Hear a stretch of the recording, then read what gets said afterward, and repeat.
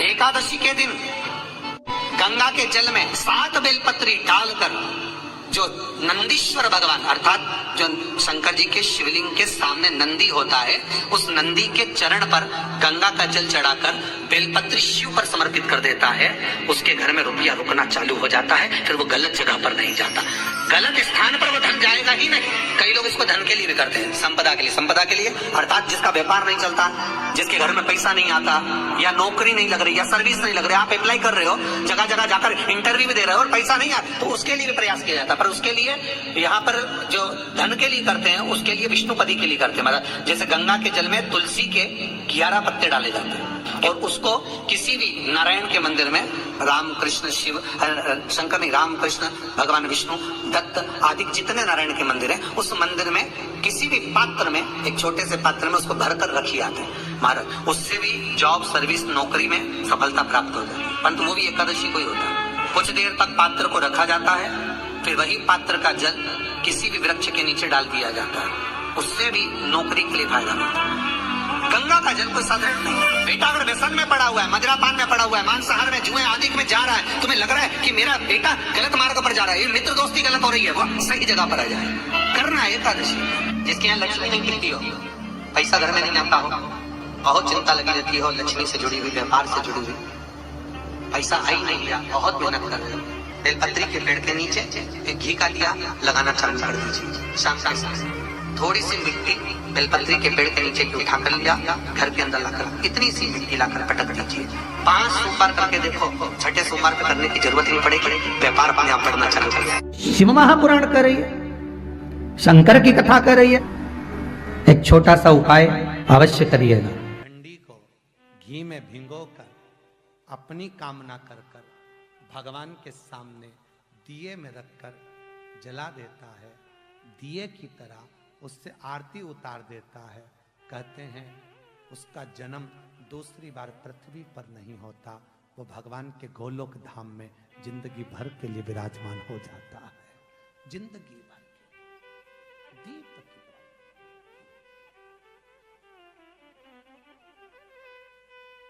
विष्णु पुराण किस किसने सुनी है?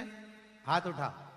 विष्णु पुराण का 5वां अंश कार्तिक खंड वर्णन करता है, या स्कंद पुराण का कार्तिक खंड को उठा लीजिए, वो वर्णन करता है 24 तरह के दिए होते हैं। कितने तरह के? 24 तरह के दीप होते हैं।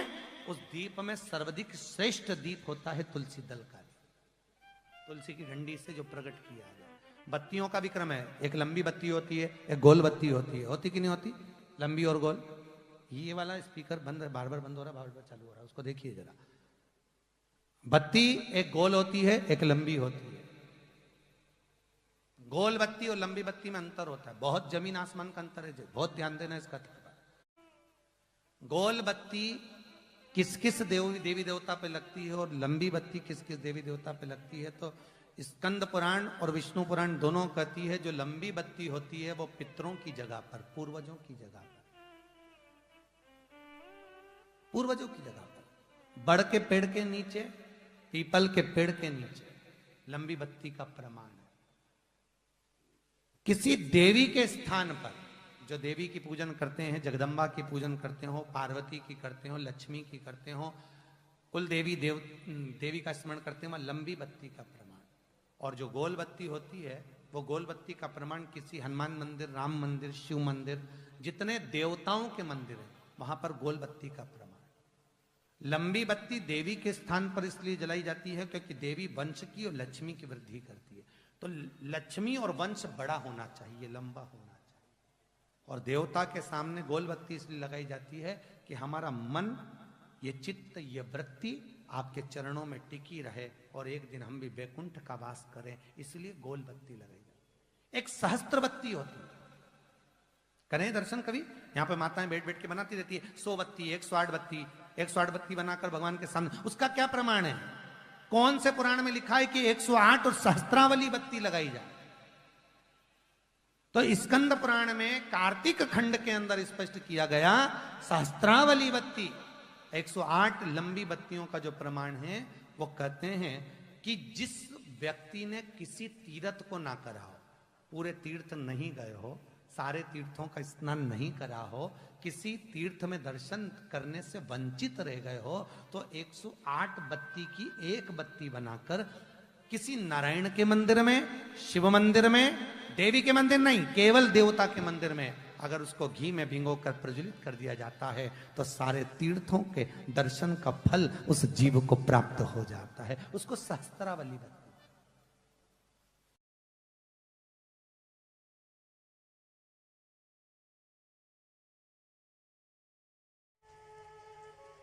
पर भावों में इतने आप आनंद में डूबो, भाव में डूबो, मना नहीं है, पर भाव में छल ना हो जाए, भाव में पाप कृत्य ना हो जाए, और भाव में आप पाप कृत्य में ना डूब जाएं, इसका स्मरण रहे आप। कई माताएं तो पुण्य करते करते भी पाप कमा लेती हैं, कई पुरुष लोग भी पुण्य करते करते पाप कमा लेते हैं।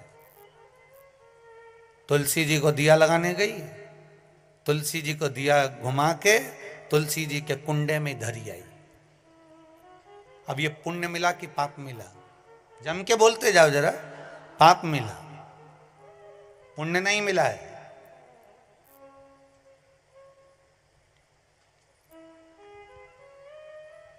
इसको पुण्य कमाना नहीं कहा। जिस तुलसी के क्यारे में तुमने दिया रखा, तुलसी मैया ही मन में सोच रही काहे को आ गई, रोज शाम पड़ आया जाती है, मन को इतना घबरा देती है कि आग लगा के जाएगी। पवन देवता से रोज विनती करती हूं कि ये दिया जलाए और तू हवा चला। तो तुम जब जब दिया लगाने जाती हो तो इतनी देर से हवा नहीं चलेगी, पर दिया लगाने बैठी कि हवा चली। वह हवा क्यों चले? कि मैया तुलसी भी भगवान से के थोड़ी चला दो, नी जले इसकी माचिस, ये आग लगा के मानेगी। पुण्य कमाने का मन में विचार था, मालूम पड़े पाप कमा कर जा रहे हो तो उसका कोई भाव नहीं है, उसका कोई आनंद नहीं है, उसका कोई लाभ नहीं है महाराज जी हो, उसकी कोई श्रेष्ठता नहीं है। ये सबसे पहला नियम एकादशी व्रत का, सबसे पहला नियम है कि आप जिस दिन व्रत करो उसके एक दिन पहले भक्ति का संचार इस हृदय में कर लो। भक्ति का संचार इस हृदय में कर लीजिए। जिस दिन आप व्रत करो, जैसे एकादशी का व्रत कर रहे हो तो दशमी के दिन शाम का समय जब आवे, रात्रि जब होने लगे, शाम का समय आवे और रात्रि का आप जब भोजन ग्रहण करो तो उस भोजन में कोई ऐसा पदार्थ ग्रहण मत करिए जिस पदार्थ के कारण आपकी एकादशी बिगड़ जाए।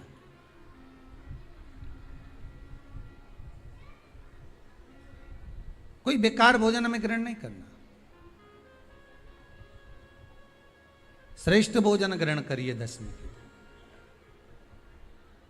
और एकादशी का दूसरा नियम बहुत ध्यान से सुनिएगा। जिस दिन आपकी एकादशी का व्रत हो उस दिन प्रयास करिएगा कि अपने हाथ से किसी भी वृक्ष की कोई पत्ती टूटे ना। अपने हाथ से किसी भी वृक्ष की, पौधे की, किसी भी वृक्ष की पत्ती अपने हाथ से ना टूटे। बहुत ध्यान दीजिएगा महाराज। एकादशी का ये दूसरा नियम है कि अपने हाथ से किसी पौधे की, किसी वृक्ष की, किसी डाली की कोई पत्ती टूटे ना, कोई पत्ती ना टूटे, इसका प्रयास करिए।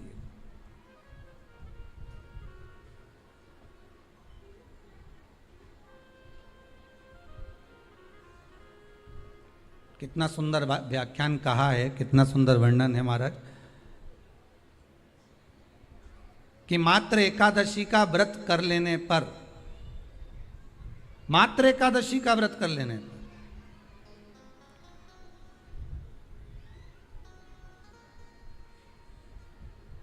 जो पूर्व में किया गया हमारा पाप कर्म है, हमने किसी जीव की हत्या करी है, हमने किसी को कष्ट प्रदान करा है, हमने किसी को अपशब्द कहा है, हमने किसी को ताने दिए, हमने किसी को आड़ा टेढ़ा कहा है, हमने किसी को गालियां दे दी है, मात्र एकादशी का व्रत ही कर लेने पर ये सारे जो दोष हैं वो समाप्त हो जाते हैं।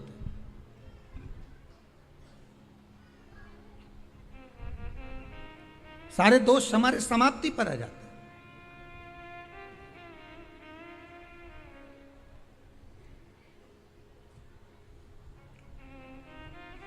अब एक विचार करिएगा थोड़ा सा अपने मन में, अपने चित्त में, अपनी वृत्ति में एक बात उतारिएगा, एक अपने मन में एक बात को उतार कर रखिएगा कि आप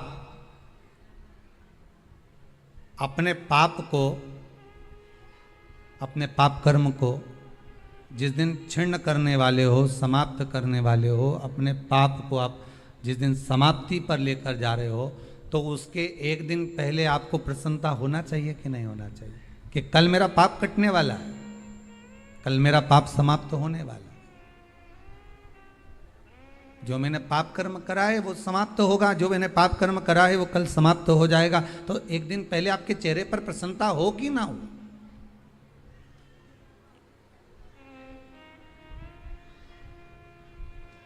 और चेहरे पर वो प्रसन्नता आपके आना चाहिए कि कल मेरा एकादशी का व्रत है, आज दशमी है, कल एकादशी का व्रत है, तो कल मेरी जब एकादशी का व्रत रहेगा तो मेरा ना जाने कितना कितना पाप, कितना कितना असत्य, कितना कितना झूठ, कितना कितना प्रपंच वो समाप्त हो जाएगा। इसमें मुझे प्रसन्नता हो, इसमें मुझे आनंदता हो।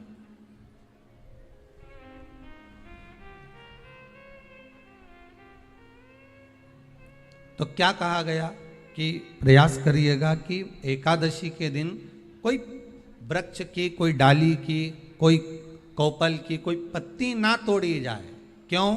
तो कहा अगर उस पत्ती को हम तोड़ देते हैं, वृक्ष की पत्ती को या क्यारे में लगी हुई कोई डाली की पत्ती को हम तोड़ देते हैं तो एकादशी का पुण्य फल प्राप्त नहीं होता, एकादशी का कोई फल हमारे खाते में नहीं जाता, पुण्य फल प्राप्त। अब फिर भले तुम चाहे तुमने मोरधन खाया हो, चाहे तुमने फिर चिप्स खाई हो, चाहे तुमने फिर व्रत का कितना ही सामान खा गए हो और तुमने सोचा कि आज मेरी एकादशी है, तो फिर उसका कोई फल प्राप्त नहीं है, उसका कोई सुख प्राप्त नहीं है आपको, फिर उसका कोई आनंद प्राप्त नहीं है आपको, फिर उसमें कोई आनंद की अनुभूति आपको नहीं मिल रही।